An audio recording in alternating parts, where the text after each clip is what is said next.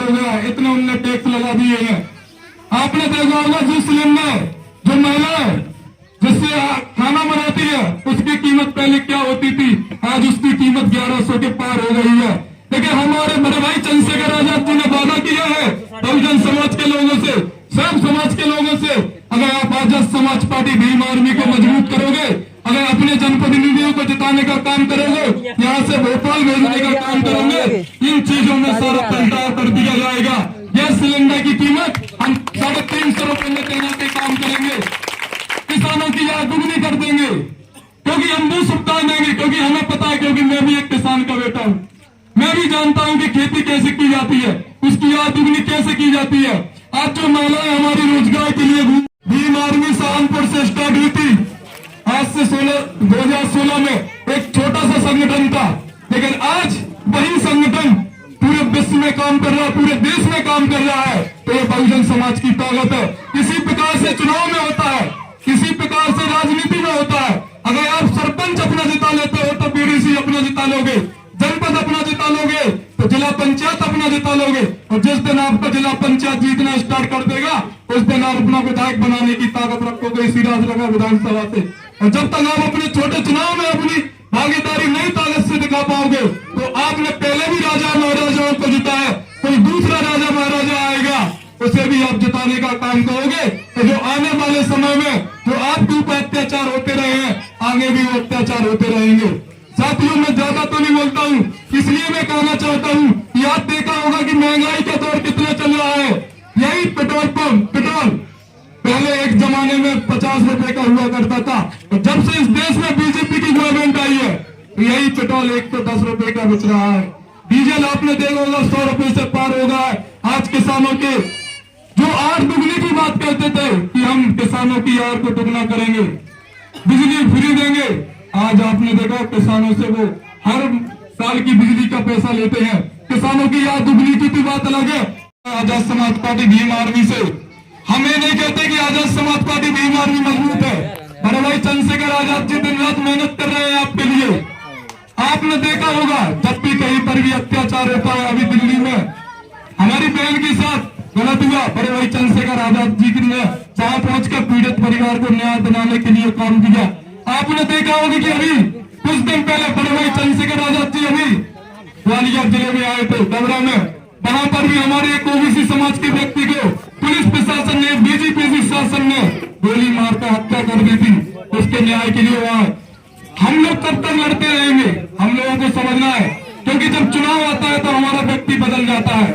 क्यों बदल जाता है? उसे दिखता है सिर्फ एक दिन का पैसा, लेकिन 5 दिन की उसे नीतियां नहीं दिखती, 5 साल का उसे काम नहीं दिखता।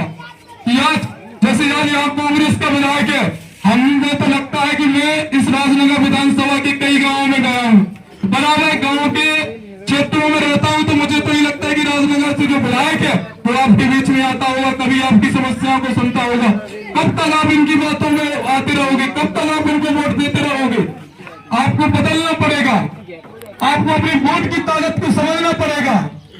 बाबा साहब ने कहा था कि मैंने वो आपको पुस्तक दी है इस देश में, वो आपको वो किताब दी है कि अगर उस किताब की हकीकत क्या उनको आप समझोगे, तो एक बेकारी का ही बेटा विधायक बन सकता है, प्रधानमंत्री बन सकता है, मुख्यमंत्री बन सकता है, डीएम बन सकता है। हम लोगों को समझना पड़ेगा इस चीज को। जब तक आप समझोगे नहीं इस चीज को, अपनी वोट की ताकत को नहीं समझोगे, जब तक आपके ऊपर किसी का हाथ नहीं रहने वाला, आपका उद्धार होने वाला नहीं है।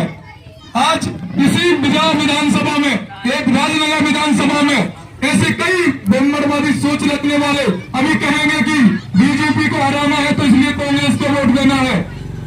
कब तक हम बीजेपी कांग्रेस खेलते रहेंगे इस जिले में? कब तक हम विधानसभा में बीजेपी कांग्रेस के लोगों को मजबूत करते रहेंगे? कब आपका व्यक्ति आएगा, कब आपकी की आवाज उठाएगा, कब आपके जनप्रतिनिधि बनेंगे, कब आपकी आवाज विधानसभा में जाएगी, कब आपकी आवाज जिले में जाएगी?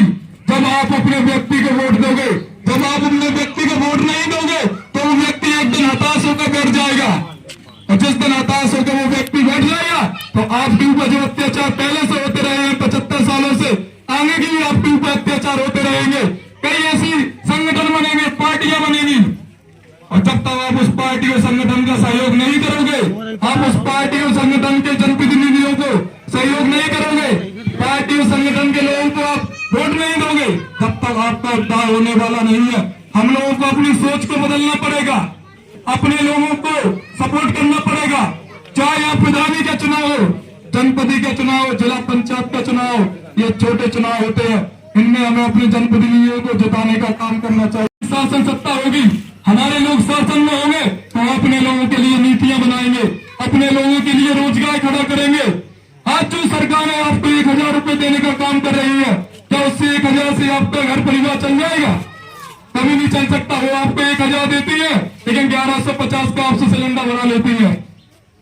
वो सिर्फ एक चुनावी छलावा है, उसमें कुछ होने वाला नहीं है। अगर सरकार सच में अगर बहुजन समाज की, अगर महिलाओं की हितैषी थी तो ये सरकार 17 साल से बीजेपी की है, वो तो शुरू से ही 1000 रुपए देना स्टार्ट कर देती। वो तो सिर्फ एक राजनीतिक मोहरा है। कांग्रेस ने भी ऐसी योजना वादा किया है कि हम 1500 रुपए देंगे। इस देश में कांग्रेस का शासन 70 साल से राज करती रही। उसने कहा महिलाओं के लिए सोचा, उसने कहा बहुजन समाज के लिए सोचा, उसने तो हमारे बाबा साहब को भी संसद भवन से बाहर निकाल दिया था, इस्तीफा देना पड़ा था उन्हें केंद्रीय पद से, कानून पद से। तो हम लोगों को समझना पड़ेगा, चाहे वो बीजेपी हो चाहे कांग्रेस हो, वो दोनों है। चाहे उसे एक हाथ से देख लो, सांपनाथ देख लो, चाहे नागनाथ देख लो, वो दोनों एक है। इन लोगों को समझना पड़ेगा। हम लोगों को समझना है कि आज बड़े भाई चंद्रशेखर आजाद जी आपके लिए दिन रात मेहनत कर रहे हैं। अगर उन्हें मंत्री मिनिस्टर बनना होता तो कभी के मंत्री मिनिस्टर बन जाते। उनके पास लाखों पार्टियों के ऑफर जाते हैं, लाखों नेता कहते हैं कि आप आइए हमारी पार्टी में, हम आपको मिनिस्टर बना देंगे। ऐसी कई चर्चा चली, लेकिन उन्होंने एक ही बात समझा है, उन्होंने एक बात को समझा है, क्योंकि आज वो भी एक गरीब फैमिली से निकला हुआ व्यक्ति है। वो जानता है कि हमारी समाज के ऊपर कितना अत्याचार हो रहा है देश के अंदर। अगर मुझे राजनीतिक लाभ लेना होता तो मैं कभी के मंत्री मिनिस्टर बन जाते, लेकिन उन्होंने समझा है लोगों के बीच में जाते हैं। आज अपने लोगों के बीच में जाकर उन्हें जब दुख का एहसास होता है, समझते हैं कि हमारी समाज कितनी निचले स्तर पर है। और जब तक इस समाज का उद्धार नहीं होगा, जब तक बड़े भाई चंद्रशेखर आजाद जी ने प्रतिज्ञा की है कि मैं दिन रात बहुजन समाज के लिए काम करूंगा, आपके बीच में आता रहूंगा, आपके लिए लड़ता रहूंगा, चाहे मेरा जीवन इसी तरह संघर्ष में चला जाए, लेकिन मैं मंत्री मिनिस्टर नहीं बनूंगा। क्यों? क्योंकि वो चाहते हैं कि आप मंत्री मिनिस्टर बनो। वो चाहते हैं कि एक यहाँ से जो निकला हुआ व्यक्ति है, जो भीम आर्मी आजाद समाज से जुड़ा हुआ व्यक्ति है, वो यहाँ से विधायक बने।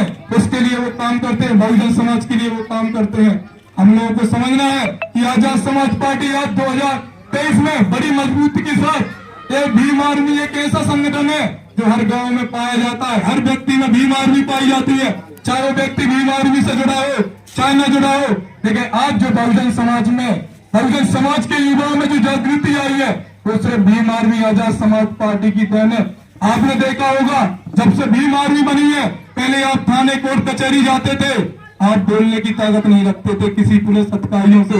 लेकिन जब से भीम आर्मी बनी है, एक अगर 10 साल का भी लड़का थाने चलेगा, अगर वो बोल दे कि मैं भीम आर्मी से आता हूँ, तो टीआई कुर्सी छोड़ देता है, उसे सम्मान के साथ बैठाने का काम करता है। ये भीम आर्मी की ताकत है। हम लोगों को इस ताकत को कायम बनाए रखना है, इस ताकत को हमको वोट में कन्वर्ट करना है।